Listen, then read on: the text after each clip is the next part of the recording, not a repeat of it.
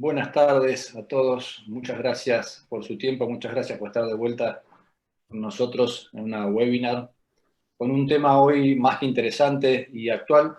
Vamos a hablar un poquito de lo que es modificación de placa cálcica, ¿sí? No importa en qué parte del cuerpo, sí vamos a hablar de coronario y periférico. Para eso tenemos excelentes disertantes con presentaciones y te quiero agradecer a Boston de vuelta por el soporte de siempre, de todos los años. Vamos a estar coordinando esta mesa con el doctor Martín Cisneros y el doctor Marcelo Alac. Martín, muchas gracias. Hola Diego, ¿cómo estás? Gracias, repito nuevamente a la gente de Boston Scientific por permitirnos realizar este tipo de simposios que la verdad son muy importantes. Y como dijiste vos, vamos un poco, recién charlamos, como actualizar los dispositivos que por ahí contamos actualmente para tratar lesiones siempre muy desafiantes como son las lesiones cálcicas. Vamos a tener dos presentaciones de casos coronarios y dos presentaciones de casos periféricos. Y podremos hacer, aprovechando también el excelente panel de discusión que tenemos, panelistas con mucha experiencia en cada uno de los módulos, por así decirlo, alguna discusión que siempre dejan cosas muy interesantes. Si te parece, Diego, empezamos con la primera presentación. Sí, presentemos, si querés, tenemos al doctor Gustavo Andersen, Alejandro Cherro y Pablo Núñez en el panel de discusión. Y los disertantes, como ven ustedes ahí recién en la placa. Vamos a empezar con el doctor Pablo Spaletra. Muchísimas gracias, Pablo, por tu tiempo, que nos va a hablar y va a mostrar un caso de Rotapro. Y después el segundo caso va a ser el doctor Facundo Peñalosa. Muchas gracias, Facu. También, caso de Rotapro. Si quieren, por ahí lo que podemos hacer, si tenemos buen tiempo, es ver esos dos casos, hacer una discusión y después ir a periférico. Yo para no mezclar las áreas, ¿les parece? ¿Hacemos así? Totalmente de acuerdo. Perfecto. Buenísimo. Bueno, primero, gracias al CASI y a Boston por la invitación. La idea es, de mi parte, es mostrarles un caso clínico en el cual utilizamos, obviamente, Rotapro y ver un poquito cómo lo hacemos nosotros, qué estrategia y el por qué lo usamos. Yo le doy un poquito de lesiones clasificadas y después Facundo Peñalosa, que me sigue en la presentación con otros casos clínicos, va a hablar un poquito más del dispositivo y las características técnicas del dispositivo. Para comenzar, justo antes de salir a vivo, Gustavo hacía un comentario de un caso que tuvo hoy, y este es parecido al que creo que él tuvo hoy, porque esta es una señora de 89 años, que es hipertensa, hiperlipémica y obesa, con otros antecedentes. Tiene estenosis aórtica severa, con deterioro severo de la función ventricular, con 2 internaciones en el último mes por insuficiencia cardíaca y EPOC severo. Esta paciente venía dando algunas vueltas en cuanto al tratamiento de su valvulopatía, hasta que, bueno, finalmente ingresa en su tercera internación por insuficiencia cardíaca, y ahí logramos redirigir a la paciente a hacer algo por su válvula, y es donde decidimos hacerle cateterismo coronario diagnóstico. Este es el cateterismo coronario diagnóstico de la paciente, donde vemos en la imagen de la izquierda, que es una imagen caudal, una lesión, se observa bien severa, de tronco distal, que compromete tanto circunfleja como descendente anterior, y una lesión proximal en la arteria circunfleja, y se ve, si llegan a verlo antes de que aparezca el contraste, la severa calcificación que tiene la arteria desde el tronco, principalmente hacia la arteria descendente anterior, también hacia la circunfleja, pero principalmente hacia la descendente anterior. En la imagen de la derecha, la craneal, vemos de nuevo esa lesión, ese nódulo de calcio bien distal en el tronco, y la afectación proximal ostial de la descendente anterior, y el resto de la descendente anterior es bastante con una ateromatosis leve, nada muy significativo. La coronaria derecha, la verdad que no tenía mucha cosa, tenía algunas plaquitas leves moderadas, pero no mucha cosa. ¿Sí? Así que, bueno, volviendo al caso, teníamos una paciente, como les contaba antes, con múltiples factores de riesgo, casi 90 años, estenosis aórtica severa, función ventricular severa, y ahora tenía lesión severa de tronco, descendente anterior y circunfleja. y todo lo que estaba tan fácilmente encaminado hacia TAVI nos hizo replantear, así que la volvimos a presentar en el jardín, y a pesar de eso decidimos hacer en 2 tiempos, primero angioplastia y después la TAVI, perdón. ¿Sí? Así que ahora es el momento de empezar a pensar cómo hacer la angioplastia, ¿no? Digamos, cómo plantear en una paciente de tan alto riesgo, cómo plantear el abordaje de una angioplastia compleja. Entonces, creo que estas son las preguntas que nos hacemos frecuentemente cuando tenemos una angioplastia compleja enfrente, y en primer lugar es definir qué acceso vamos a utilizar, si es una paciente que podemos hacer un acceso radial o femoral, si es que necesitamos algún tipo de soporte hemodinámico. Nosotros en Argentina hoy contamos nada más que con balón de contrapulsación o en su defecto ECMO, aquellos centros que lo tengan, y está descrito como asistencia en la angioplastia y podría utilizarse. La utilización, yo puse IBUS, pero podría ser de alguna imagen intravascular, digamos, si vamos a necesitar hacer IBUS o UCT, alguna otra imagen, y cómo vamos a preparar idealmente esa placa para poder hacer finalmente el implante del stent, ¿no? Digamos, el objetivo final sería abrir las lesiones para tener un adecuado posicionamiento y correcta forma del stent. Por lo tanto, ¿cómo vamos a preparar la placa? Entonces, nosotros, esta es la manera que pensamos antes de arrancar el paciente. En este paciente decidimos hacer un acceso femoral 8 French. Nosotros, acá me salto la otra pregunta, creíamos que para preparar esa placa íbamos a necesitar usar RotaPro, y teniendo en cuenta que probablemente necesitemos una oliva grande, con 8 French vamos a estar más cómodos.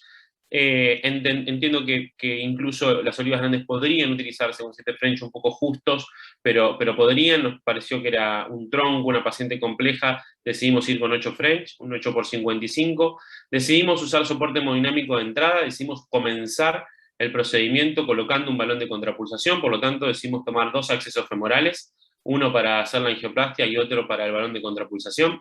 Esto fue decidido así, ya que la paciente, les recuerdo, tenía disfunción severa de ventrículo izquierdo y además estenosis aórtica severa. Decidimos hacer IBUS, ¿sí? No estábamos seguros de poder hacerlo inicialmente por las lesiones que tenía, pero decidimos hacer IBUS. Y decidimos usar RotaPro, decidimos ablacionar la lesión de tronco desde el tronco hacia la descendente anterior, evitar tener que hacer una corrida hacia la circunfleja, que creíamos que eso era posible, así que nuestro plan era hacerle la ablación hacia la descendente anterior con olivas crecientes. Así que, hablando un poquito del qué rol cumplen las lesiones calcificadas, nosotros primero tenemos que entender que existen varios grados de calcificación coronaria, y la que más nos preocupa a nosotros es la calcificación severa, porque es frecuente en la práctica de todos los días. Cuando vemos cuál fue la prevalencia de calcificación severa, es decir, que ocupe ambos lados de la pared arterial y que se vea sin movimiento de la angiografía, eso es alrededor del 30% en los grandes ensayos clínicos de la cardiología intervencionista, y eso vemos que a su vez se está volviendo cada vez más prevalente y frecuente a medida que van pasando los años y vamos decidiendo tratar pacientes cada vez más complejos. Cada vez los pacientes son más añosos, más enfermos y tienen más lesiones calcificadas. Y esto no es simplemente un número, si sabemos que las lesiones calcificadas tienen a su vez peor pronóstico. Digamos. Son pacientes que se mueren más, que tienen más trombosis, que tienen más TLR y que tienen más MACE, ¿sí? Por lo tanto, son pacientes que necesitan alguna preparación adecuada. Necesitamos hacer algo para evitar que exista diferencia entre aquellos pacientes que tienen calcificaciones severas y aquellos que no la tienen. Nosotros, como les contaba, en este paciente decidimos usar rotablación. En mi caso, lo que tenemos disponible hoy es el RotaPro y el RotaBlator. Eso depende mucho del centro en el que estemos y de lo que podamos usar. En este caso, nosotros usamos RotaPro. Después, Paco nos va a contar un poquito sobre los aspectos técnicos. Lo que es importante es que las olivas que hoy tenemos disponibles de 1.25 a 2.0, y acá es donde empieza la discusión cómo empezar estos pacientes, ¿sí? Si empezamos con olivas 1.25, 1.5, si vamos a llegar hasta la 2.0, si necesitaríamos tener disponibles olivas más grandes que incluso llegan a 2.5. Entonces acá lo primero que creo que tenemos que destacar es cuál es el concepto de la rotablación. Digamos, la rotablación no tiene que ver con crear un túnel y crear un lugar y un espacio, sino fragmentar o microfragmentar las placas de calcio para permitir una correcta preparación de la placa, ¿sí? Hay quienes son un poco detractores de la oliva 1.25 y esto tiene que ver con que podría atraparse porque tiene más facilidad de cruce y eso podría atrapar la oliva. Hay quienes prefieren empezar con la oliva 1.5, salvo que el vaso sea de muy pequeño calibre, y hay otros que prefieren empezar con la oliva 1.25 independientemente del calibre del vaso, por ejemplo, en las lesiones incruzables, ¿sí? Si nosotros tenemos una lesión calcificada, que además es incruzable, digamos, de esos pacientes uno podría empezar con la oliva 1.25. En lo personal nosotros decimos comenzar la rotablación dependiendo un poco del diámetro del vaso, y si el vaso tiene por lo menos 2.5 milímetros, ya por lo general empezamos con olivas de 1.25, de 1.5, sobre todo si no son lesiones incruzables. Si son lesiones incruzables que no pudimos cruzar con el IBUS o con algún balón previamente, por ahí sí empezamos con las olivas 1.25. Bueno, para empezar a mostrarles un poquito cómo fue la angioplastia de nuestra paciente, en la imagen que están viendo acá, está avanzando la RotaWire, ¿sí? La idea no quedó en ese ramito diagonal al cual bajaba acá inicialmente, pero era el floro que tenía del avance de la cuerda, y les pido disculpas por el electrodo de arriba que después lo sacamos. La idea de la RotaWire es llevarla lo más distal posible, ¿sí? En el caso de que no podamos transponer la lesión con este tipo de cuerda, lo que podríamos hacer es hacerlo con alguna cuerda 0.14, ya sea una workhorse o alguna dedicada para el tipo de lesión que estemos tratando, y posteriormente intercambiarla con algún microcatéter. En este caso la lesión era severa, pero nosotros a priori pensamos que podíamos cruzarla y así fue, así que avanzamos y colocamos la oliva en el segmento distal de la arteria, y con RotaPro, que la verdad que el Advance es mucho más amigable y familiar que el Rotablator tradicional, comenzamos a ablacionar la lesión desde el tronco hacia la arteria descendente anterior, primero con una oliva 1.5, ¿sí? Hicimos varias pasadas hasta lograr transponer completamente la lesión, y una vez que lo logramos decidimos avanzar con una oliva 2.0, ¿sí? Esta es la oliva 2.0. Decidimos que inicialmente no íbamos a colocar una cuerda sobre la arteria circunfleja, ¿sí? Decidimos que inicialmente íbamos a directamente ir con la ablación desde el tronco hacia la arteria descendente anterior. Y este GIF que está acá abajo, que les quería compartir, tiene que ver con lo que se explicaba hace un ratito, donde el objetivo no es hacer el túnel como está haciendo acá el Rota, sino ir fragmentando las placas de calcio, y es importante esta técnica en la cual nosotros nos apoyamos sobre la placa de calcio, hacemos una ligera presión sobre la placa para lograr una ligera también caída de las revoluciones del rotablacionador, sin lograr, o teniendo la precaución de no hacer demasiada presión para no atrapar la oliva, ¿sí? Y de vuelta lo mismo acá es intentar ir no con olivas directamente muy grandes, porque eso podría generar macrofragmentos del calcio y eso generar embolizaciones significativas. Nosotros sabemos que si vamos con olivas de menor a mayor nos generamos microfragmentación del calcio, que eso no genera en principio embolizaciones clínicamente significativas. Una vez que avanzamos, la oliva 2.0 cruzó la lesión nuevamente, decidimos finalizar la rotablación y pusimos un microcatéter distal a través del conjunto con la RotaWire, y cambiamos la RotaWire por una cuerda Choice Extra Soporte, teniendo en cuenta que teníamos una angioplastia compleja por delante, preferíamos tener algo con mayor soporte que la RotaWire, ¿sí? que no es lo más práctico para utilizar en estas angioplastias complejas una vez que hemos terminado con la rotablación. A continuación, y ahora sí, decidimos enhebrar la arteria circunfleja, ¿sí? Entonces avanzamos una cuerda BMW hacia la arteria circunfleja, bien distal, dejamos la Choice en la serie anterior, BMW hacia la circunfleja, y ahora sí hicimos la corrida del IBUS. Bueno, el IBUS no estaría funcionando, pero lo que le quería mostrar en el IBUS, para lo cual lo utilizamos fue para medir básicamente la arteria anterior en su segmento proximal del tronco, y ver qué era lo que veíamos con respecto a las placas de calcio. Vimos una correcta fragmentación del calcio En esta imagen pueden ver aquí sobre desde hora 6 hasta ahora casi 2 arriba, toda una placa cálcica muy grande que genera la tradicional sombra acústica, y esto mismo lo veíamos pero fragmentado sobre el segmento distal del tronco. En ese momento decidimos avanzar con la angioplastia, así que fuimos a predilatar primero desde el tronco hacia la arteria seno anterior con valores no complacientes, 2,0 y 3,0, y posteriormente hacia la arteria circunfleja, ¿sí? Con valores de un balón 2,5, ¿sí? Una vez que estuvimos conformes con el nivel de dilatación y la preparación de la placa, decidimos continuar con una técnica de decay crash sobre el tronco. En este caso pusimos un stent 3,020 desde el tronco hacia la circunfleja. La verdad es que acá debemos hacer una autocrítica, fue un poco grande el stent 3,0, el cual después crashamos con un balón 3,0 desde el tronco. ¿Sí?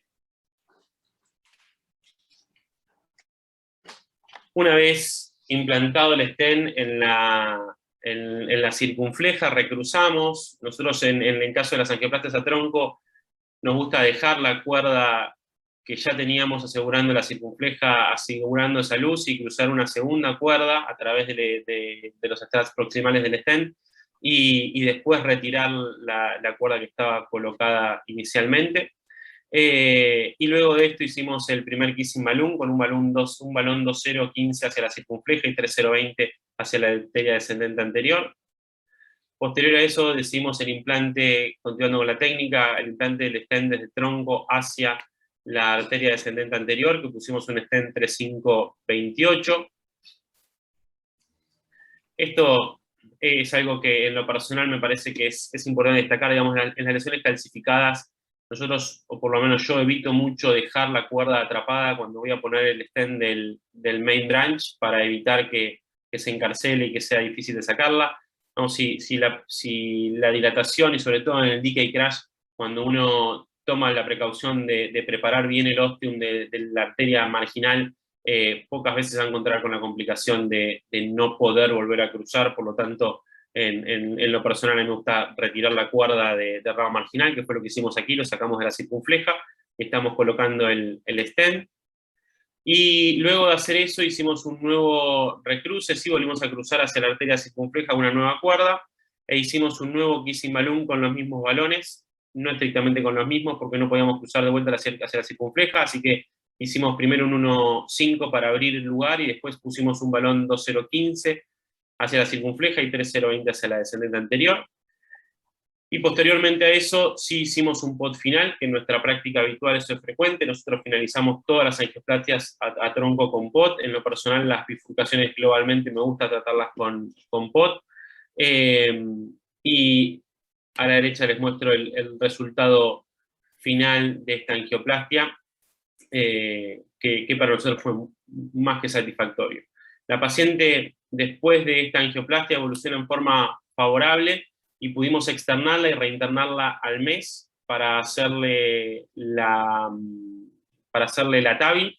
Ahí aprovechamos para hacerle un nuevo control angiográfico, y vimos que la arteria estaba permeable, tenía muy buen flujo, y si bien vemos todavía un nódulo de calcio en la arteria, en el ostium de la arteria seno anterior, el IBUS que le hicimos final, que se nota en la imagen, por eso no se lo había puesto, tenía un área luminal mínima aceptable, por lo tanto no decidimos hacer nada más sobre ese nódulo. Así que, bueno, este era el caso que yo quería mostrarles, y no sé si quieren hacer algún comentario o seguir con otro caso y después hacer los comentarios. Y si Interesante, parece, Pablo. Pablo, Martín, le escuchamos al doctor Peñalosa y después discutimos los dos casos. ¿Quieren? Totalmente de acuerdo. Facu, si querés ya podés empezar a compartir la pantalla y vamos con tu presentación. Excelente, bueno, muchas gracias. Ahí. ¿Está bien? ¿Se ve? Sí, sí. Excelente. Bueno, antes que nada también, gracias Pablo, te felicito, muy, muy lindo el caso que presentaste. Agradecerle a Boston y al CASI la oportunidad.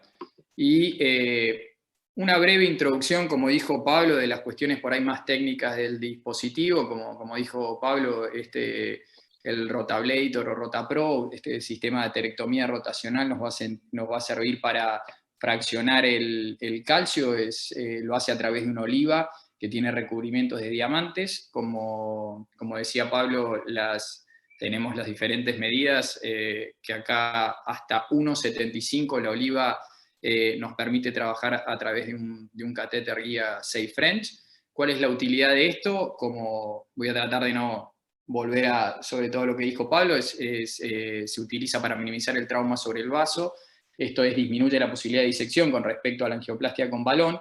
Aparte permite el acceso a la obstrucción de balones coronarios de lesiones que no pueden ser atravesadas, facilita el implante y optimiza la posición uniforme del stent, y crea un diámetro mínimo luminal mayor, es decir, que produce una mejor preparación del vaso para la angioplastia y posterior colocación de stent cuando tenemos lesiones que no sean dilatables o sean severamente calcificadas. En cuanto al mecanismo de acción, el Rotablator remueve la placa en micropartículas. Como ven acá en la imagen, las micropartículas son más pequeñas que los glóbulos rojos, acá en la parte inferior. Son micropartículas menores a 5 micrones que estas pasan a través de la circulación coronaria y luego son eliminadas por el sistema retículo endotelial. La seguridad del dispositivo es que produce un corte diferencial, es decir, discrimina el tejido vascular normal, no lesionándolo, y sí remueve el calcio, el tejido fibrótico, la neoíntima o el material rico en lípidos. En cuanto a las recomendaciones, muchas de estas cosas que ya había mencionado Pablo, en cuanto al acceso arterial, puede ser radial, femoral. En este caso, la elección va a estar de la mano del tamaño de la oliva que vayamos a utilizar. Recordar que también se puede ir sheathless por la mano, así que hasta 7,5 French se puede colocar un día a través del acceso radial, y esto permite por ahí ir a olivas que sean un poco mayor a 1,75. En cuanto al catéter guía, la recomendación son las curvas de soporte único, pero eso es a gusto también de cada operador. En cuanto a la guía, como mencionaba Pablo, también es una guía dedicada que utiliza el Rotablator, que es una guía un poco más fina que las que habitualmente utilizamos, de 0,09. Eso hace que su navegación sobre vasos tortuosos sea un poco más dificultosa, por lo que está la posibilidad también, como él mencionaba, de utilizar las guías que habitualmente nosotros utilizamos o que sean dedicadas para el tipo de lesión que estamos tratando, y luego hacer un intercambio con un microcatéter. En cuanto al tamaño de la oliva, actualmente se recomienda comenzar con olivas un tanto más pequeñas, 1,25, 1,5, con eso uno muchas veces logra la modificación de la placa, y esta utilización de olivas más pequeñas disminuye el riesgo de complicaciones. También eso lo mencionaba en cuanto a el tamaño de las partículas que se pueden embolizar. También se recomienda hoy en día velocidades un tanto menores, de 135 a 180 revoluciones por minuto. Esto también hace que aumenta la seguridad del procedimiento. Y en cuanto a, que por ahí no lo mencionó, la recomendación en algunos casos de utilizar marcapasos transitorios, sobre todo si estamos actuando sobre una coronaria derecha dominante o una circunfleja dominante, ya que aumenta el riesgo de bloqueos transitorios. En cuanto a los componentes del sistema, mencionar, bueno, en este caso el sistema Rotapro en su dispositivo de Advancer concentra toda la pedalera que antes teníamos para el Rotablator, es decir, el botón para accionar la rotación, y el Dynaglide lo encontramos en este dispositivo de avance. Tenemos asimismo, bueno, como otro componente de la oliva que ya mencionábamos, y el torquímetro wire clip, que esto lo utilizamos como una medida de seguridad para que no rote la guía en el caso de que el freno no esté correctamente accionado del dispositivo Advancer. En cuanto al lubricante, hay un lubricante dedicado, pero de todas formas también podemos utilizar solución salina con vasodilatadores y heparina. Acá el mayor detenimiento, como les decía, el Advancer, tenemos el botón de encendido y apagado del dispositivo directamente acá, ya no necesitamos de la pedalera, y de la misma manera el Dynaglide, que lo utilizamos para que la oliva rote a menores revoluciones y poder avanzarla dentro del catéter, también lo accionamos directamente desde acá, desde la Advancer. Recordemos, el Dynalet es únicamente para movilizar la oliva dentro del catéter. Luego, una vez que estemos dentro del vaso, no tenemos que utilizarla porque aumenta el riesgo de que se pueda quedar atrapada. En cuanto a la oliva en sí, recordar que tiene una forma elíptica con cristales microscópicos en la porción distal, que la porción proximal no tiene, y eso hace que, como también eso mencionaba Pablo, en las olivas más pequeñas, que puedan como la 1.25, pueda quedar atrapado dentro del vaso. En cuanto a los componentes del hardware, tenemos una consola, esta es totalmente nueva, es más fácil de más fácil lectura, el aire comprimido utilizado para generar las revoluciones de la oliva, y en el dispositivo, en la consola, perdón, tenemos aquí las revoluciones, el tiempo de cada corrida, el tiempo total del procedimiento, el botón de control para la presión, para regular las revoluciones que queremos darle a la oliva, y los diferentes conectores que son de conexión única para que no haya ningún tipo de equivocación. En cuanto a las advertencias de la consola, nos puede decir en amarillo que le falta presión, en rojo nos va a decir si quedó atascada o no la oliva, y a diferencia del dispositivo anterior, acá nos avisa cuánto es que está cayendo la desaceleración de las revoluciones en un triángulo en amarillo, cuando la caída es de 5 a 10.000 revoluciones por minuto, y cuando es mayor a 10.000 pero que no llega al atascamiento, te lo muestra como un triángulo sólido amarillo. Bueno, ahora vamos a los casos clínicos. Este primer caso es un paciente de 48 años, de sexo masculino, hipertenso, dislipémico, extabaquista, con antecedentes heredofamiliares positivos. El cuadro clínico es angina de reciente comienzo, es una coronariografía programada que hacemos por un SPECT de alto riesgo. La verdad que no esperábamos en una persona tan joven encontrarnos con tanta enfermedad. Este es el diagnóstico que se hizo en 2 tiempos. Tenemos la coronaria derecha con lesiones severas a nivel proximal y críticas en el segmento distal, una lesión segmentaria larga, antes de llegar a la cruz del corazón. Y en la coronaria izquierda vemos lesiones severas en la arteria circunfleja y lesiones en tándem en la arteria descendente anterior, una arteria fina.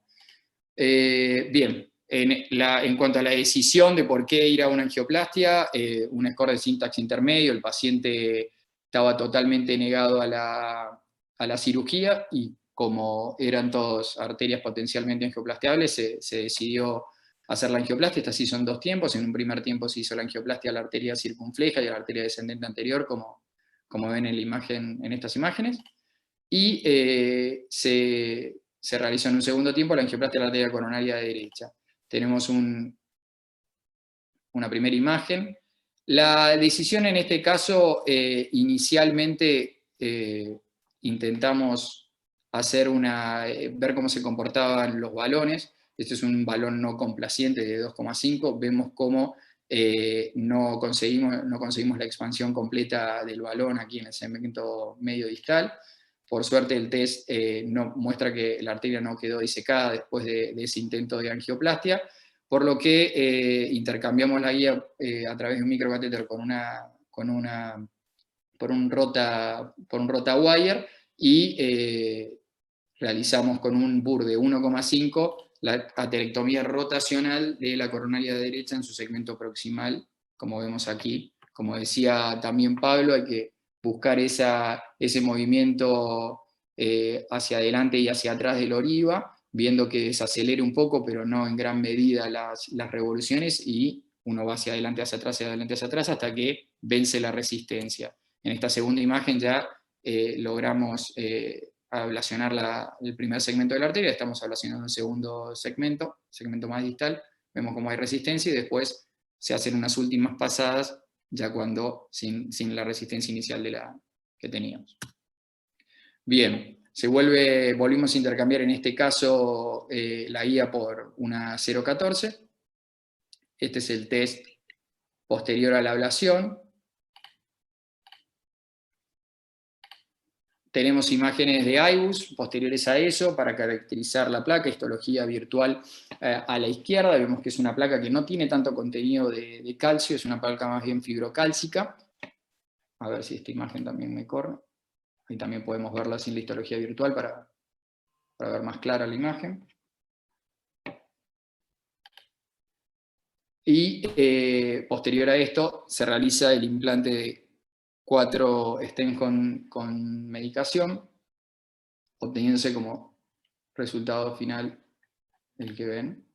Tenemos la imagen previa, la imagen posterior, y en este caso también hicimos OCT para ver el correcto posicionamiento del stent. Como ven, el stent está correctamente posicionado. En las zonas que ven aquí debajo en rojo son las zonas donde el stent está separado más de 250 micras de la pared del vaso. Así que en esta zona se posdilató y se optimizó el resultado, pero mayoritariamente logramos una buena expansión del stent. Aquí a la derecha de la imagen para mostrar la imagen fibrocálcica que se veía con el IBUS. Bueno, y si tengo tiempo, les muestro este segundo caso. Intento ser, en honor al tiempo, rápido. Esta paciente tiene 61 años, es de sexo femenino, hipertensa y lipémica, una diabética tipo 1 muy mal controlada. En este caso la paciente ingresó en edema agudo de pulmón que requirió de intubación al ingreso. Una vez compensada se le indicó la cinecoronariografía, y en el ecocardiograma teníamos deterioro moderado a severo de la fracción de eyección sin valvulopatías de importancia. Acá vemos en esta imagen, esta oblicua izquierda, la coronaria derecha con lesiones severas a nivel proximal, subocluida a nivel distal. Esta es una vía central que está demasiado progresada, después se corrigió. Este es el estudio diagnóstico que se hizo de la paciente.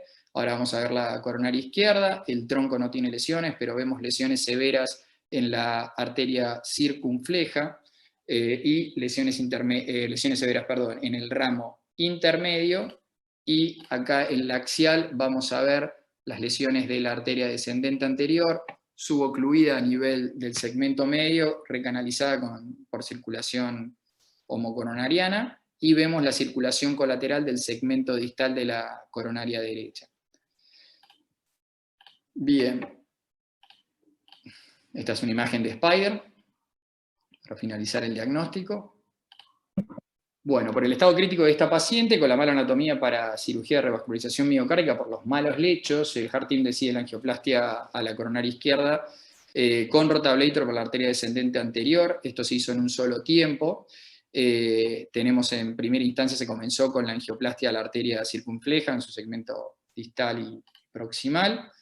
Acá tenemos el resultado inicial de la arteria circunfleja. Después se fue a tratar con un stent el ramo intermedio, también con un buen resultado, y luego fuimos a tratar la arteria descendente anterior. La guía 014 inicialmente avanzó únicamente hasta el segmento medio, como veíamos en el diagnóstico, estaba subocluida en este segmento. A través de un microcatéter por la severa tortuosidad avanzamos una guía de RotaWire. La intención era ablacionar el primer segmento de la arteria descendente anterior, que es lo que se hizo acá en la imagen. Vamos a ver, en este caso, como la arteria es muy finita, como decíamos, tratamos de elegir la oliva en relación a 0,5, 0,6 con respecto al vaso, fuimos con la oliva más pequeña. Ahí vemos cómo estamos ablacionando el primer segmento proximal y medio de la arteria descendente anterior. La guía en este caso el RotaWire está sobre una septal que tiene un tamaño similar al de la descendente anterior. No es recomendable, pero en este caso era lo que teníamos disponible. O sea, no es recomendable ir a arterias de segundo orden con el wire a nivel distal, pero era lo que podíamos, con lo que contábamos en ese momento. Esta es la angiografía posterior. Vemos que no hay disección de la arteria posterior a la ablación. Luego logramos avanzar con una guía hidrofílica hacia el segmento distal de la arteria y logramos implantar 3 stents con drogas de segmento proximal a distal, 2.5, 2.25 y 2.0, obteniendo el siguiente resultado. Como ven, la permeabilidad del vaso con un flujo TIMI 3 tanto se ve de la descendente anterior como de su ramo intermedio y la circunfleja, y ahí en el Spire vemos a nivel proximal la permeabilidad también, objetivamos la permeabilidad de los vasos. Tenemos la imagen previa a lo que estábamos antes de comenzar, cómo terminó. En el Spire también la imagen previa y la imagen posterior. Bueno, no me quiero extender mucho más, no sé, pido disculpas si me extendí mucho en el tiempo. Con esto finalizo. No, perfecto, muchas gracias, Facundo. No, gracias a ustedes. Martín. Bueno, muchísimas gracias por tu presentación, Facundo. Excelentes las presentaciones. ¿Qué tal, Diego? Martín. La verdad que me parecieron dos presentaciones desafiantes. Yo quiero presentar al panel que tenemos hoy acompañándonos, al doctor Alejandro Cherro, bueno, un expresidente del CASI, muy conocido por todos, Pablo Núñez, Gustavo Andersen. Así que yo les abriría el juego para las preguntas. Si ustedes me permiten, me gustaría preguntarles, porque los casos fueron muy interesantes, y yo diría, la pregunta que les quiero dejar planteada ¿es importante decidir la utilización de RotaPro como una estrategia provisional, o ya desde la planificación inicial uno puede tomar el RotaPro como la ablación rotacional como una estrategia de movida? Es decir, ¿esperamos que el balón no responda? ¿Esperamos que tengamos una mala respuesta? ¿O ustedes creen conveniente en algunos casos ya tomar la decisión desde el primer momento? Por favor, abramos igualmente el debate y quiero escuchar sus consideraciones, que ustedes digan.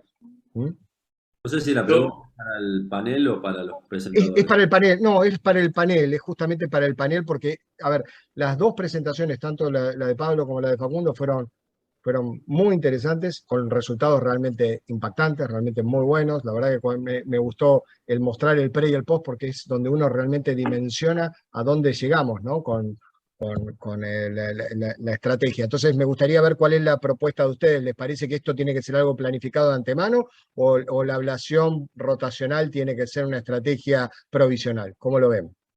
Yo creo que son dos posibilidades concretas. Me parece que cuando hacemos un diagnóstico coronario y nos encontramos con una calcificación grado 3, sobre todo cuando vemos en la angiografía que el calcio está distribuido en ambas caras del vaso, porque a veces pasa que el paciente tiene mucho calcio, pero está solamente ubicado en una de las caras y uno prevé que va a haber una buena posibilidad de dilatación del vaso.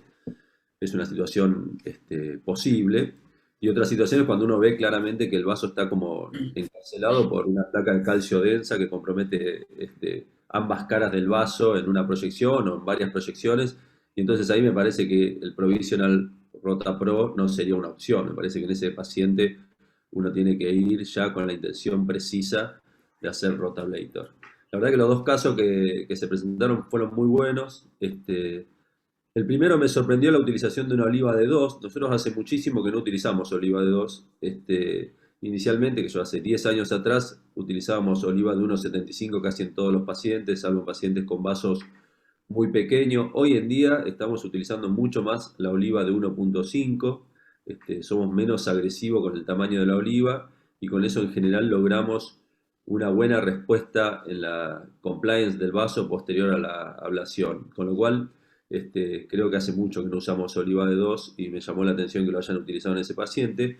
Pero bueno, el resultado realmente fue muy bueno. Y otra cosa que me parece muy interesante de ese caso es que es un caso que tiene lesión en bifurcación y tiene lesión 1-1-1, por lo que alcancé a ver a la distancia, y cómo la utilización del RotaBlator nos permite, o el RotaPro nos permite preservar la rama lateral casi siempre. O sea, es muy raro que nosotros cuando rotemos hacia de tronco a DA perdamos la circunfleja cuando tengamos que hacer la angiografía de control. Es muy útil la técnica para preservar la rama secundaria, porque sabemos que si vamos a rotar desde el tronco, no podemos tener la cuerda pasada a la circunfleja y rotar en la zona donde tenemos superposición de cuerdas. Tendríamos que poder avanzar la oliva hacia la descendente anterior para poder rotar sobre la DA y no sobre el tronco distal. Entonces, en este caso que teníamos compromiso del tronco distal, realmente uno tiene que rotar hacia uno de los vasos y no tener una cuerda protegiendo en la segunda arteria, digamos. Y la verdad que el RotaBlator es muy útil porque es muy raro que se tape la rama secundaria. Bueno, eso es un poco el comentario del primer caso que me pareció realmente muy bueno y no sé si esto responde a la pregunta inicial, digamos. Gustavo, me parece que Marcelo también consultaba, por ejemplo, si vos estás haciendo una angioplastia y ya baloneaste, ¿sí? Con un balón común y después un balón no complaciente y la placa no cede, ¿qué haces ahí? No, por eso, yo creo que esa situación sería la situación 2 en la cual el Rotablator o el Rotapro pasa a ser un provisional, digamos. Uno va con balones no complacientes, da una presión determinada y no tenemos una buena respuesta, creo que el Rotablator es una excelente opción y uno tiene que tenerlo disponible. Por suerte nosotros lo tenemos disponible y lo utilizamos de esa manera también, como un provisional Rotablator, por decirlo de una manera.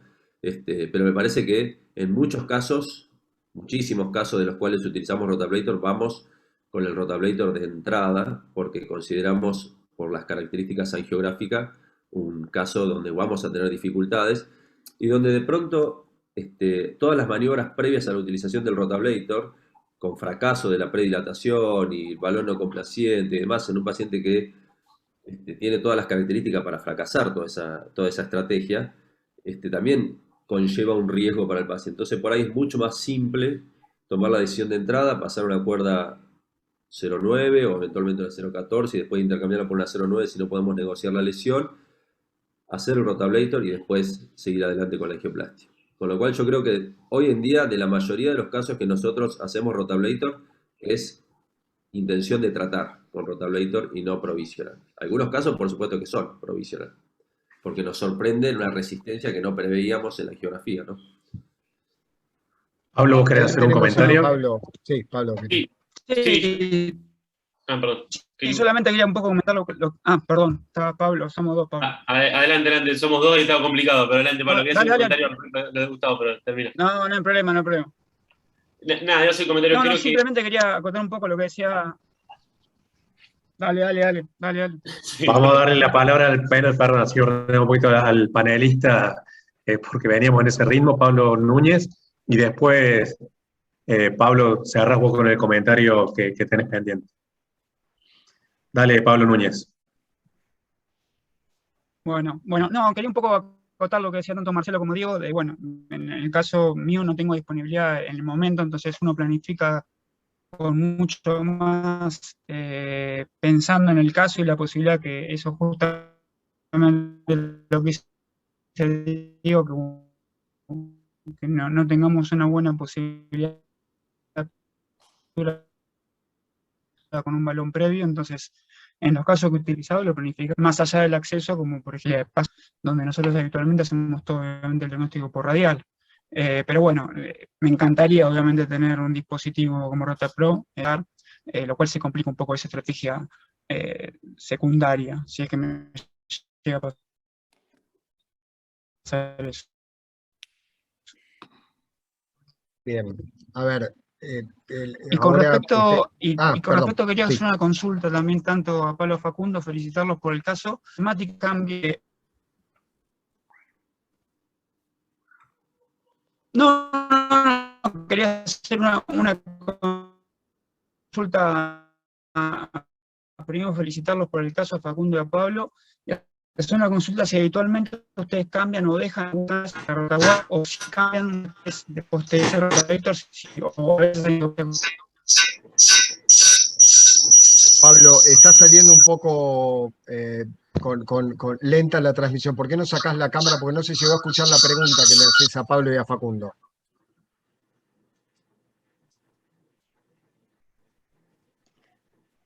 Yo, mientras Pablo vemos si se reconecta, yo ahora que les paso la palabra a Pablo y a Facundo, quisiera preguntarles en su experiencia con el dispositivo, ¿cuánto influyó, muy cortita la pregunta, cuánto influyó la ductilidad del sistema para pasar a utilizarlo? Ustedes un poco lo dejaron entrever, me parece que por ahí, Ángel, si podemos solucionar ese tema. ¿Cuánto influyó la ductilidad del sistema para que ustedes tomaran la decisión de ir hacia Rotapro? Más allá de que, bueno, Pablo, vos habías pedido la palabra. Dale. Pablo Espaletra. A la pregunta que hacías al principio, si era una estrategia inicial o podría ser bailout, creo que lo importante es, como explicaba Gustavo, es cuál es nuestra primera impresión, digamos. Si tiene en la clasificación severa y creemos que el balón no va a ser suficiente, creo que es importante, si tenemos disponible el dispositivo, utilizarlo. Y si no lo tenemos disponible en ese momento, también tener en cuenta que a veces cuando las clasificaciones son muy severas, nos metemos en ese camino en el cual empezar a usar balones para intentar dilatar, disecamos la arteria, rompemos la arteria, perforaciones, etcétera, y que hacer un rota en medio de una arteria ocluida, disecada, sin flujo, no es lo mismo que hacer un rota cuando empezamos pensando en rota. Digamos. Creo que eso es importante. Entonces me parece que si nosotros creemos que esa placa va a ser difícil de dilatar, uno por ahí, si el paciente lo permite, debería frenar, pedir el dispositivo si no lo tiene disponible, y después, eventualmente, si uno cree que puede probarlo con balón inicial, lo haría. Si tengo el dispositivo, creo que lo usaría. Y con respecto a qué es lo que hacemos nosotros, si la disponibilidad del dispositivo nos ayuda a iniciarlo, creo que sí, que es cierto eso, digamos, tener el dispositivo disponible en la sala a uno lo acerca a usarlo más, digamos, no es lo mismo cuando uno tiene que pedir en el medio que le traigan el dispositivo a tenerlo en la sala disponible. También es cierto que, por lo menos el caso que presenté yo, no fue una angioplastia doc, fue una angioplastia que hicimos diferida, hicimos primero el diagnóstico y después le hicimos la angioplastia, por lo tanto pudimos pensar en qué materiales utilizar. Y con respecto a la factibilidad del uso como explicaba Facundo, de la Advancer, que hoy es mucho más amigable, incluso hay técnicas para single user con el RotaPro, creo que sea más amigable el dispositivo también a uno lo acerca a utilizarlo. Creo que en nuestra experiencia, cuando empezamos a hacer más RotaPro, o más rota, porque empezamos a hacer más RotaBlator, ahora tenemos RotaPro, pero empezamos a hacer más RotaBlator, creo que uno se hace amigo de un dispositivo que va a usar cada vez más porque le soluciona muchos problemas. Y creo que la pregunta que había hecho Pablo era con respecto a si cambiamos la cuerda habitualmente o no, para la RotaWire o no, y eso depende un poco de dónde tenemos el calcio y qué tipo de angioplastia vamos a hacer, por lo menos en mi caso. Yo sí estoy tratando una lesión de un vaso único y creo que con la ablación, con el RotaBlator, no voy a tener mayor problema en bajar los balones, stents, etcétera, dejo la RotaWire. En cambio, si tengo que hacer, por ejemplo, una bifurcación con muchos pasos, etcétera, ahí ya cambio la RotaWire por otra que sea más corta y más amigable. Sí. Bien. Perdón. Digo, déjame hacer un comentario que me está olvidando. Creo que lo más importante es preparar bien la placa, y lo que es inadmisible es poner un stent en una placa que no dilató con el balón, digamos. Creo que eso sí es importante, digamos. O sea con rota, con lo que sea, no podemos poner un stent en una placa que no haya dilatado con el balón.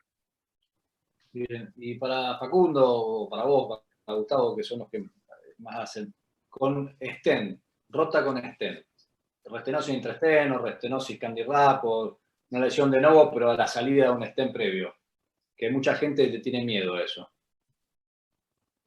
Nosotros hemos hecho bastante utilización de RotaBlator en pacientes con stent previo.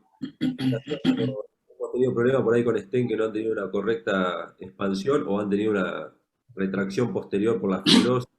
Hemos pasado olivas por adentro de stent. Por supuesto que en general son stent que ya están reendotelizados e incorporados a la pared del vaso, y en general no hay problemas. No hemos tenido problemas. Uno va con olivas, hoy en día con olivas más pequeñas que las que utilizábamos antes, con una relación 0,6 a veces con respecto al diámetro del vaso, y en ese contexto no hemos tenido dificultades y no es una limitante la utilización de una oliva. Por ahí si es un stent, que tenemos que entrar a una rama que tiene una técnica compleja de bifurcación y no se ha terminado con un apropiado kissing final, como para dejar bien abierto la rama que tenemos que pasar con el RotaBlator, por ahí uno se lo plantearía, ¿no? Pero en general no hemos tenido problema, e incluso nos ha sido de utilidad para expandir stent que por ahí no habían quedado correctamente expandidos por alguna resistencia de calcio. Pareciera como que ese efecto de vibración que tiene el RotaBlator cuando pasa sobre la lesión genera esas fracturas del calcio que permiten posteriormente una mejor expansión del stent. Pero no es una limitante que haya un stent implantado previamente.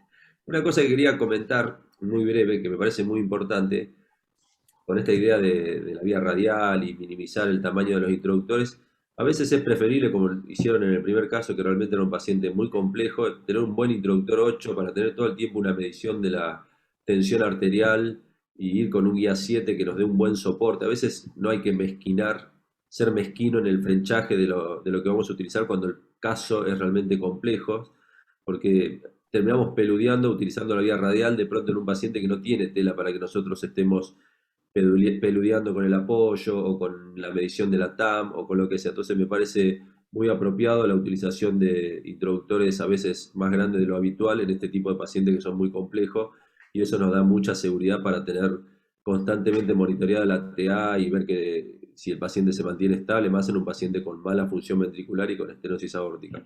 Pero eso, para los que están empezando, a veces hay que retroceder 2 casillas, ir a lo viejo, ir a un introductor grande, a un catéter guía que nos dé soporte, y no tener una complicación por querer ser súper minimalista, me refiero, ¿no? No sé si responde la pregunta anterior, y bueno, y agrego ese comentario. Bueno, si les parece, pasamos al segundo módulo porque ya estamos medio atrasados y así le damos tiempo a la discusión también de los casos periféricos. ¿Les parece? Vale. Perfecto. Sí. Muchas gracias. Empezamos con entonces la parte de presentación JetStream. La parte de periférico vamos a empezar con la doctora Ana Molón, jefe de servicio de la clínica CEMEP. Ya ha participado con nosotros, tiene mucha experiencia en todo lo territorio periférico, así que seguramente vamos a tener una presentación y una explicación de los dispositivos de una manera brillante. Ana, ¿cómo te va? Hola, bueno, muchas gracias por la invitación al CASI y a Boston. Yo voy a presentar una angioplastia below the knee con JetStream.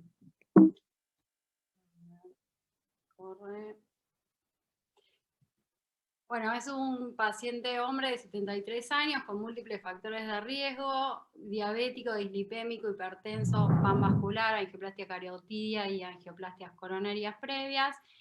Debuta con una isquemia crítica con necrosis en los 4 dedos 2 meses previos, por lo que se hace una angioplastia con balón a tibial anterior y tibial posterior y una amputación menor transmetatarsiana.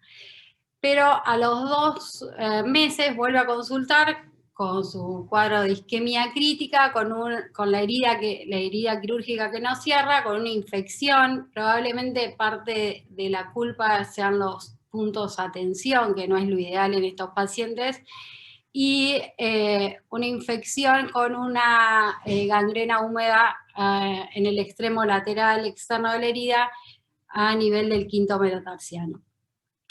Tiene un índice tobillo-brazo muy bajo, de 0,3, que nos anticipa que probablemente se hayan tapado las ambas tibiales, un Wi-Fi de 2.3 muy alto. ¿Me escuchás, Ana? Sí. ¿Vos estás queriendo compartir tu pantalla? Porque yo te estoy viendo a vos, pero no veo tu pantalla. ¿Ah, no? No, pero sos vos, Gustavo, mirá que acá Se ve bien, se ve bien. Yo la veo la pantalla. Sí, sí. Tenés que hacer el swap de la imagen de Ana a la pantalla compartida.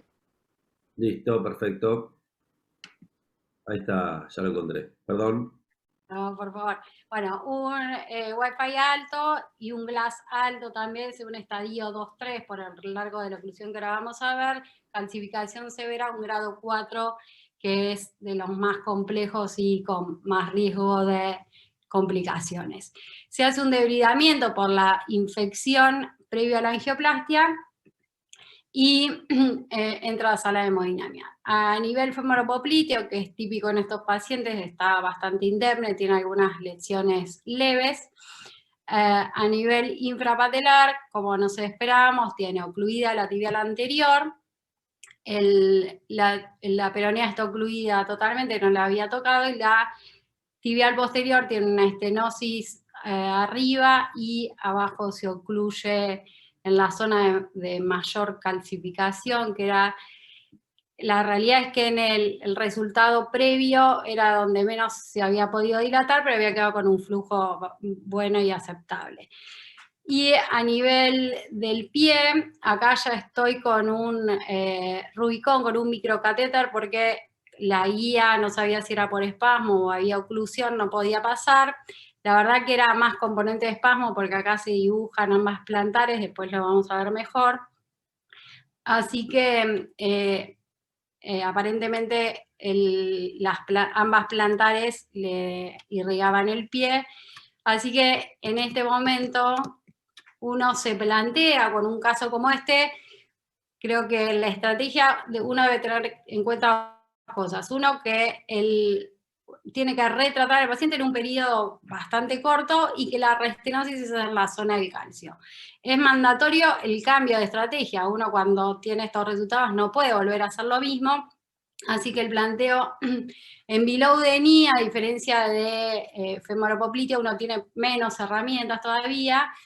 La opción es el balón liberador de droga, que puede ser cuestionable, pero en un retratamiento es casi la única opción que tenemos. Pero en este caso, con el tema de la restenosis en la zona con severa calcificación, es el planteo de la aterectomía o este tratamiento dual. El tema con la aterectomía es asegurarse un pasaje intraluminal, que en este tipo de lesiones a veces el pasaje subintimal es bastante frecuente, pero parecía bastante aceptable o posible hacer el pasaje intraluminal.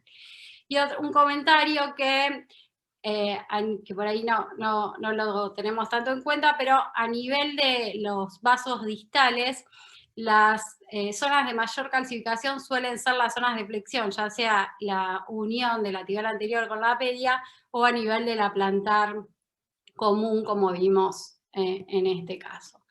Y entonces en este caso nos preguntamos qué hacer o cuál es la estrategia y por qué la aterectomía. ¿Por qué la aterectomía? Porque si algo hemos aprendido del concepto de leave nothing behind o de los stent miméticos es que es fundamental la preparación del vaso, sobre todo en calcificaciones severas. Y la aterectomía es una gran herramienta porque nos permite modificar la placa, obtener o maximizar la ganancia del lumen y aumentar la elasticidad y la compliance del vaso. Por otro lado, disminuye el riesgo de barotrauma porque nos permite trabajar con insuflaciones a baja presión, evitando las disecciones y el recoil que en este territorio pueden jugar un papel importante en contra nuestro. Y por otro lado, reducir esa barrera de calcio que no va a permitir una buena entrega de la droga a la pared del vaso, así que reducir o sacar esa barrera nos va a mejorar la permeabilidad y disminuir el TLR.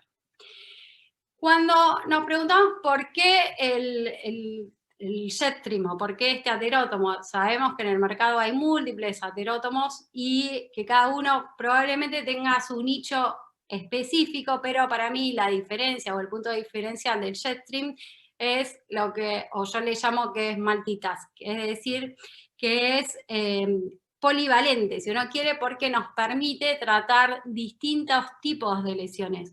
Las lesiones cálcicas, las placas mixtas, que son blandas y fibróticas, incluso con un componente trombótico, incluso la restenosis intraestent, sobre todo en territorio femoropopliteo, que tiene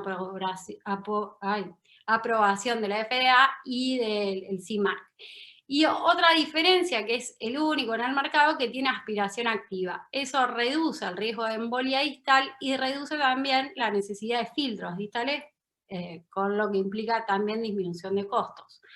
Acá vemos en el video de arriba cómo trabajan las cuchillas de corte frontal que cortan a través de la guía en la parte frontal del aterótomo, y abajo el dispositivo, sobre todo los dispositivos grandes, que permiten expandir las cuchillas, y eso nos va a permitir abarcar un territorio más grande de corte y generar un volumen o un lumen todavía mayor. La diferencia o algunas características del dispositivo es que tenemos 4 medidas de catéteres diferentes para las distintas medidas de las arterias o de los territorios, 2 para suprapatelar y 2 para infrapatelar. En la Argentina disponemos y contamos siempre con los 2 más grandes, el 2,4 y 3,4 para suprapatelar y el 1,85 para infrapatelar.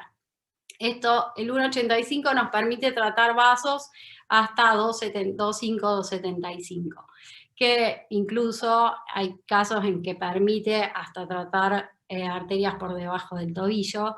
Yo habitualmente las plantares las dilato entre 2,5 y 3, así que también sería una opción, aunque probablemente el 1,6 podría ser mejor y se puede pedir para que lo traigan.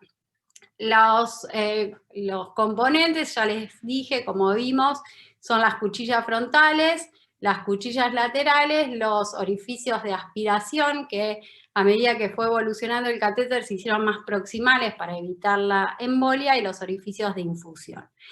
Y los comandos es también muy amigable. Este es el comando para el que tiene cuchillas expandibles, que es el botón de REX para retirar y aspirar. La aspiración activa, la flecha que es el avance. El naranja es para expandir las cuchillas y el otro es para cerrarlas. Algo que tenemos que tener en cuenta es que pasa la guía por acá y lo que nos permite es bloquear, para dejar la guía bloqueada para que no se mueva durante el avance del dispositivo.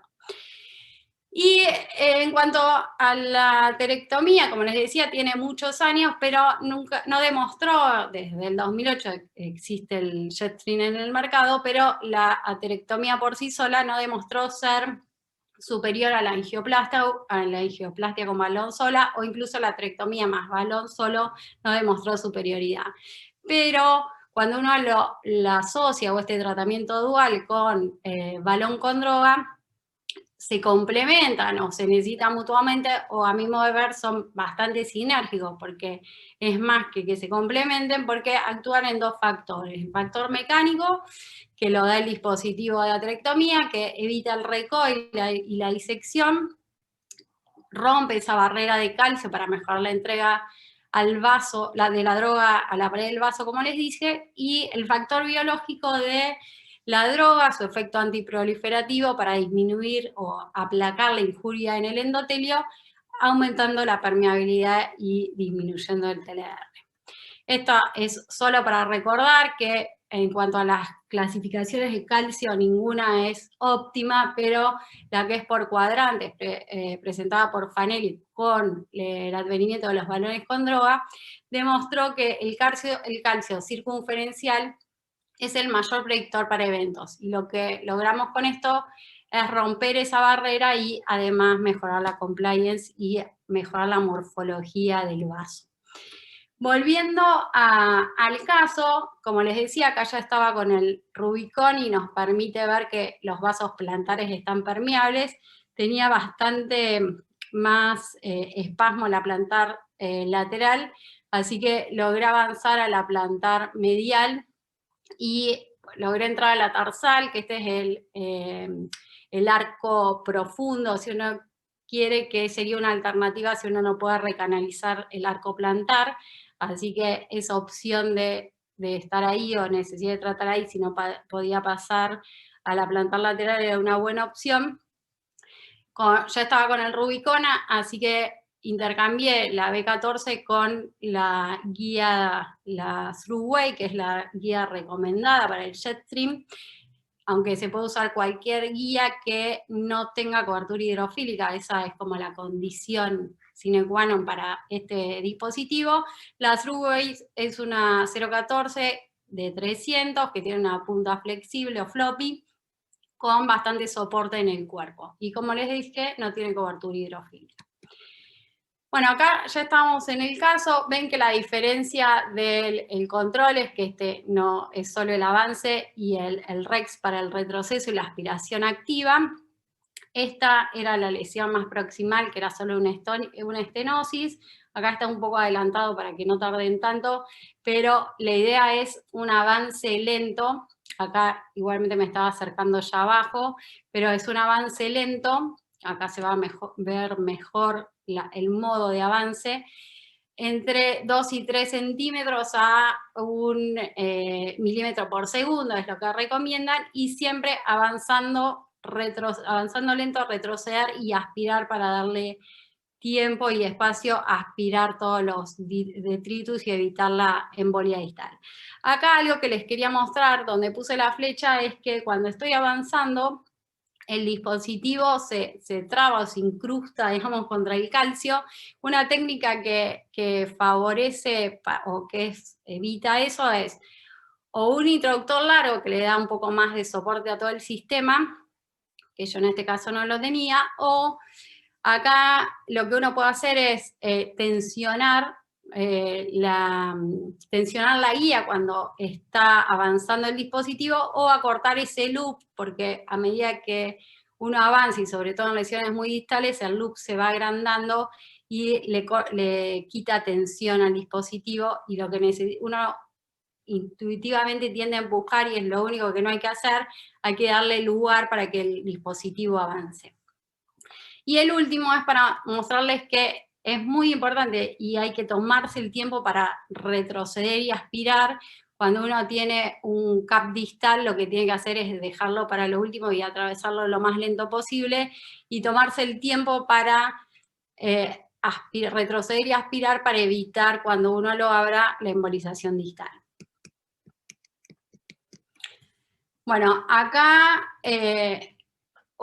un tip que no es mío, pero que se lo robé a Mariano Palena, es que él no hace control cuando después de pasar el laterótomo, porque en general lo que pasa es que o queda la arteria con mucho espasmo o muy irregular. Entonces lo que sugieren es dilatarla y después recién testear. A ver si acá. Acá hice lo mismo, pero con un Coyote over the wire, que yo suelo usar over the wire. Intercambié la guía porque la Thruway no es la ideal para navegar y tenía que llegar a la plantar. Así que abrí o la predilaté con el Coyote, y después utilicé un Ranger, que después lo corrí un poco más porque la lesión llegaba hasta más abajo, un Ranger 2.5 por 150, y arriba, porque el 2.5 era muy pequeño el diámetro, un 3.0. Este es el resultado proximal, que ven que tiene un muy buen flujo, quedó con un muy buen diámetro, y abajo, en el test, lo que me pasó es que tenía esta imagen que no sabía si era espasmo que había embolizado, así que lo que hice fue hacerle nitroglicerina, bajar el catéter lo más posible, incluso por si tenía que aspirar, y ven que el diámetro crece mucho y el flujo es muy bueno. A ver. Este es el resultado de la corrida, que el flujo va más rápido que el técnico, incluso. Igualmente este equipo, que ya por suerte lo cambiamos, tiene una imagen muy chica, así que no nos deja ver casi hasta el final, pero la va bastante rápido. Esta es más localizada y nos permite ver cómo se comporta la arteria ahí. Ven que ya las dos plantares están recuperadas. Y este es a nivel del pie, con un muy buen flujo plantar, con el arco permeable. No se llega a ver el blush acá, pero la zona de la lesión mayor se irriga muy bien, así que el resultado fue muy satisfactorio. Luego se hizo otro debridamiento, posangioplastia, se puso un VAC y al mes cerró la herida. El paciente estaba con altas dosis de estatina, aspirina, rivaroxaban, incluso por el contexto del pan vascular, insulina, su medicación habitual y antibióticos por la osteomielitis por 3 meses. Y para concluir, el Jetstream es una herramienta muy útil para la preparación del vaso, incluso en vasos distales.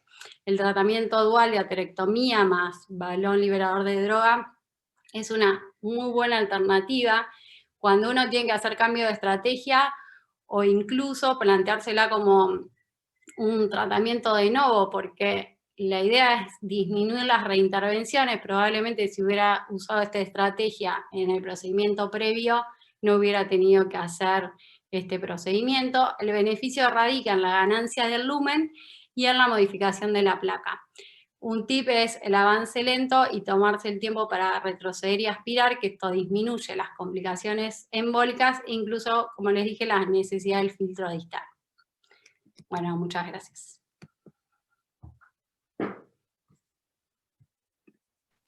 Muchas gracias, Ana, por tu presentación. Te felicito, realmente muy desafiante. Creo que hiciste el doble desafío de presentar caso y presentar tips todo al mismo tiempo, y la verdad que fue muy atractivo y muy entretenida la presentación.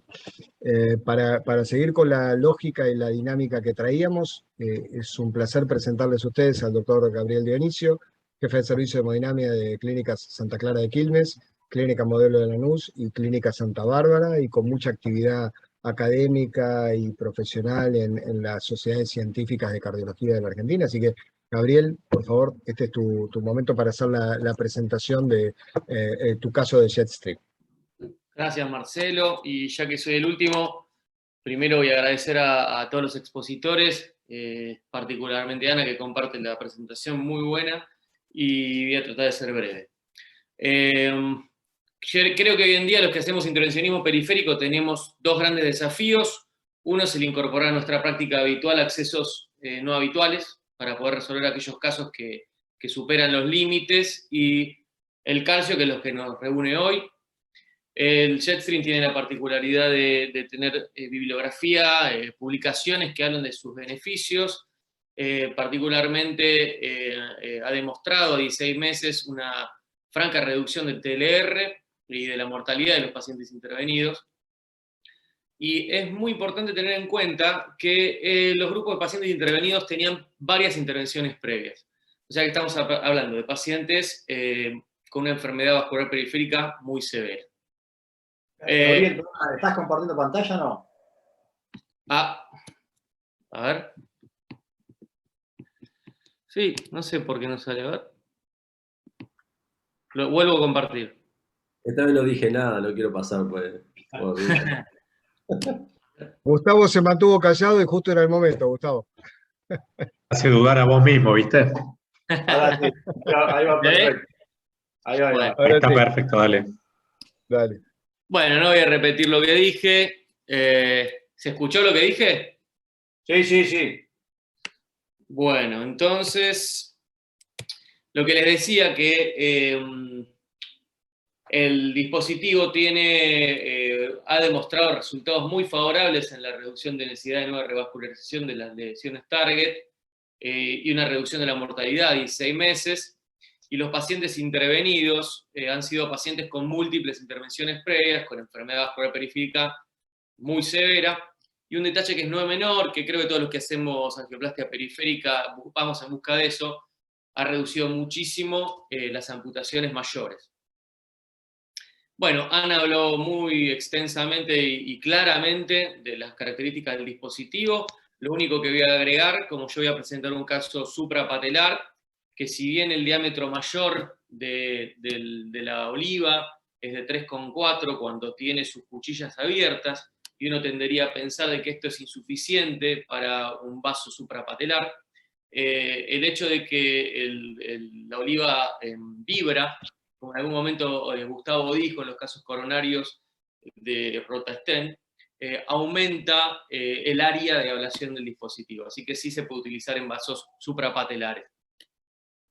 Y por otro lado, un detalle muy importante que también lo nombró es la capacidad de aspiración del dispositivo. Fíjense en este caso, que no es el que voy a presentar hoy, la cantidad de material que se extrajo durante la ablación lenta.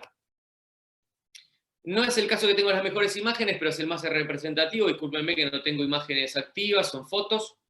Acá tenemos un paciente de 82 años que presentaba un wifi con severa isquemia, era un 231, una infección controlada, pero con lesiones que no se habían todavía solucionado con el tratamiento médico, isquemia de reposo, una indicación ya de amputación, y concurría a nosotros como una angioplastia de salvataje. Fíjense el grado de calcificación de esta oclusión de la femoral superficial. Nosotros cuando la vimos directamente evitamos el tratamiento con balón, decidimos que la alternativa era un tratamiento de ablación. Ya habíamos tenido, por suerte, varias experiencias con el dispositivo, todas muy positivas, pero nunca con tanto grado de calcificación. El detalle técnico es que al ser una oclusión total de la femoral superficial, nos planteamos si correspondía hacer una ablación en un caso en el que probablemente, o por lo menos había chances de ir subintimal, pero bueno, avanzamos con el procedimiento. A nivel infrapatelar la cosa no era mejor, tenía apenas se veía un poquito la poplitea distal y ocluida la tibial anterior, ocluida la tibial posterior y poquito de la peronia, con una maraña de circulación colateral que mantenía viable aún el miembro. Logramos con el apoyo de un catéter Rubicon 18 y una cuerda B18, atravesar lo que nosotros entendimos la oclusión intraluminal. Comprobamos estar a nivel infrapatelar con la cuerda dentro de la luz, y distalmente, llegamos bien distal el catéter Rubicon para quedarnos tranquilos de que el procedimiento iba a ser realizado intraluminal. Lo retiramos, hicimos un chequeo con contraste y avanzamos la cuerda que ya nombró Ana, la Truway, para seguir con el procedimiento. Bueno, esto no voy a decir nada, ya lo nombró todo Ana, el dispositivo. Lo que hicimos inicialmente para poder trabajar tranquilos, que la cuerda tuviera espacio, que pudiéramos hacer las ablaciones quizás con menos riesgo, fue dilatar la lesión del vaso distal, con un buen resultado luego del angioplastia con balón con droga, y un mal resultado en la predilatación del vaso suprapatelar. Queríamos corroborar si lo que a nosotros nos parecía era cierto, y si bien recuperamos flujo con la predilatación, quedó horrible, como se ve ahí, y ni pasó por nuestra cabeza la probabilidad del uso de un stent que teníamos bailout. Así es que realizamos la ablación. La ablación, luego de 2 pasadas lentas, nos permitió una dilatación muy efectiva del vaso. Y fíjense, iniciando con una situación que es la de la izquierda, luego de la ablación y el uso de la angioplastia con balón liberador de fármaco, logramos un muy buen resultado, con un vaso que se dilató muy bien. Y a nivel infrapatelar, con la angioplastia con balón, una línea hasta el pie. El paciente fue retirado de la indicación de amputación y mejoró considerablemente. Gracias.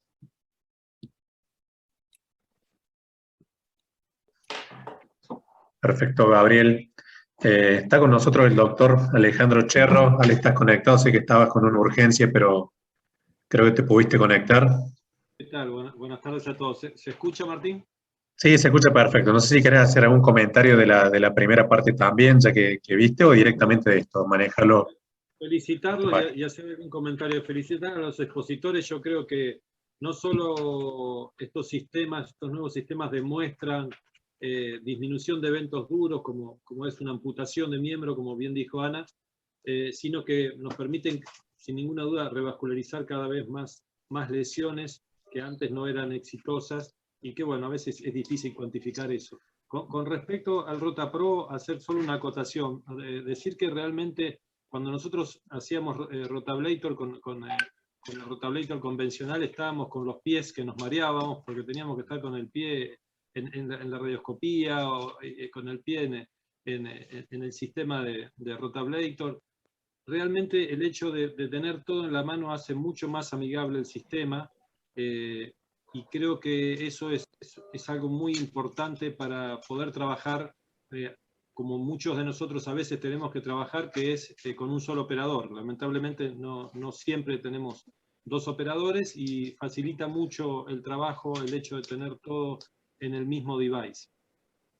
Creo que hacemos mucho menos rotación de lo que deberíamos hacer, probablemente porque no tenemos los recursos para poder hacerlo, pero quizás teniendo en cuenta eso, deberíamos seleccionar muy bien los pacientes para evitar dejar solo a estos devices para los pacientes que fallan con el balón. Me parece que hay que seleccionar, como bien dijo Gustavo Andersen antes, seleccionar previamente el paciente y tratar de hacer más intervencionismo, más aterectomía rotacional, para no llegar a los pacientes que les tenemos que suspender el procedimiento y después lo tenemos que reprogramar, que sin ninguna duda eso es un incordio, es más gasto.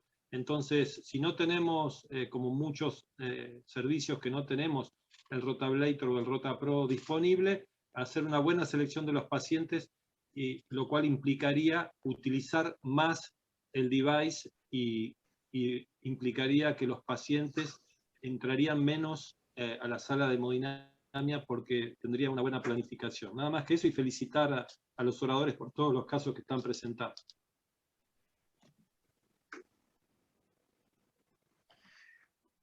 Gustavo, Pablo, ¿algún comentario de esta parte periférico de los casos que se presentaron? Sí, bueno, yo quería felicitar tanto a Ana como a Gabriel por las presentaciones. Me gustó mucho lo que dijo, que este dispositivo, como dijo Ana, es multitask, realmente se puede utilizar en todos escenarios y territorios. Tuve la oportunidad de utilizarlo en una ilíaca primitiva, un poco como le decía Gabriel. Realmente yo pensé que por ahí no iba a servir por el tema del IVA más grande, pero por el movimiento funciona muy bien, por más que obviamente fuera DIFU, pero realmente la experiencia que he tenido ha sido muy buena. Lo que le quería más que nada consultar a Ana y Gabriel es, presentaron 2 casos con oclusiones totales y creo que uno de los peores escenarios para nosotros es mantenerse intraluminal. O sea, o qué estrategia utilizan para ya ir de una a decir, bueno, voy intraluminal, o una vez se va un poco más agresivo sabiendo que vas subintimal y vas con una técnica, con una cuerda hidrofílica, una truma, un estifo, lo que sea, porque para utilizar este dispositivo claramente, cuando uno ve las lesiones que hizo tanto Gabriel como hizo Ana abajo en la tibial, son oclusiones muy clasificadas que la chance de que uno se vaya a nivel subintimal son altísimas. Sí, mira, yo uso mucho subintimal y sobre todo infrapatelar. En este Claro. caso, el hecho de que la revascularización había sido cercana me animaba un poco más a pensar que iba a pasar intraluminal. No fue demasiado costosa, tuve que negociar bastante, de hecho fui con el microcatéter porque sabía que me iba a costar pasar, pero logré pasar. Me costó más pasarla a plantar, que en teoría no tenía una placa demasiado clara, me hizo un espasmo tremendo, y después mejoró y la pude cruzar sin demasiado problema. Pero mira, el primer caso que hice, que fue una femoral común y ostium de la femoral superficial, parecía una placa, era una placa corta, no estaba ocluido, y parecía que era el mejor para empezar. Cuando lo fui a hacer, cuando me aprobaron el dispositivo, estaba todo tapado hasta la poplitea.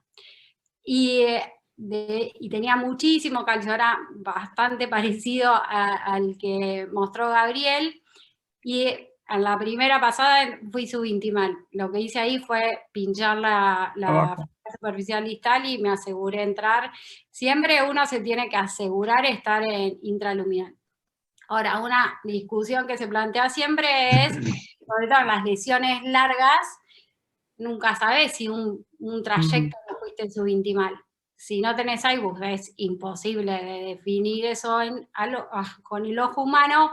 La guía de estar por el medio del calcio siempre te ayuda mucho, y en la parte donde sospechás que fuiste subintimal es no pasar, o pasarlo con las cuchillas cerradas, o a pasarlo, avanzarlo sin hacerle la ablación o el debulking, pero sí en las cuchillas abiertas, los que tienen más experiencia en esto, no plantean un escenario demasiado problemático. El tema es que siempre tenés que tener un stent para dudas, digamos. Un poco el planteo de esto, cuando tenés tanto calcio, plantearse no dejar metal, a veces suena un poco extraño, porque tenés mucha cantidad de calcio, pero la idea siempre, que en mi caso nunca me pasa, digo, siempre voy a empezar con casos simples, y la realidad de nuestro país es que cuando querés hacer un dispositivo que está fuera de lo común, solo te lo aprueban cuando discutís por un caso complejo, y uno nunca termina haciendo la escala que debe para empezar de lo más fácil, pero deberíamos empezar a usarlo en casos menos complejos. Yo lo único que quiero agregar es que la gente que tiene mucha experiencia en el uso del Jetstream, por ejemplo, yo hablaba con Montero Baker, que estuvimos chateando, no se hace demasiado problema porque haya algunos trayectos que sean subintimales. No recuperar la luz. Pero sí lo que dijo Ana, tienen que tener un stent. Si no tenés un stent, no avanza. Lo que pasa es que los que hacen esto a gran escala tienen de todo en la sala. No, pero sabiendo que está subintimal pasa igual. De hecho, él es uno de los que más plantea que podés hacerlo subintimal. Tenés que tener ciertos recaudos, pero él, sabiendo con iBus que está subintimal, pasa igual sin las cuchillas abiertas. Sí, porque es muy difícil mantenerse en luz todo el tiempo, realmente en esas oclusiones. Sí. Justo es una pregunta que hizo Germán Cafaro y se la acaban de responder. Pero es un dispositivo muy amigable y creo que si uno tuviera la disponibilidad de usarlo más, el sacar carga de placa, para mí uno de los temas de la permeabilidad corta en todo lo que es periférico es que el paciente tiene mucha carga de placa y uno lo que hace es aplastarla contra la pared y en general trata de usar menos stent. Entonces esto, que el concepto de sacarle placa y ganar lumen y que la droga se pueda distribuir mejor, creo que puede llegar a cambiar un poco la evolución también. Bien. ¿Algún otro comentario? ¿Alguna pregunta del panel? Gustavo Andersen, ¿no sé si está todavía? Sí, la verdad que no tengo experiencia con el dispositivo, la verdad que felicito, las presentaciones fueron muy buenas. Siempre el riesgo de embolia distal, creo que al principio en estos dispositivos que tenían una capacidad de tromboaspiración o de aspiración más baja, existía ese riesgo.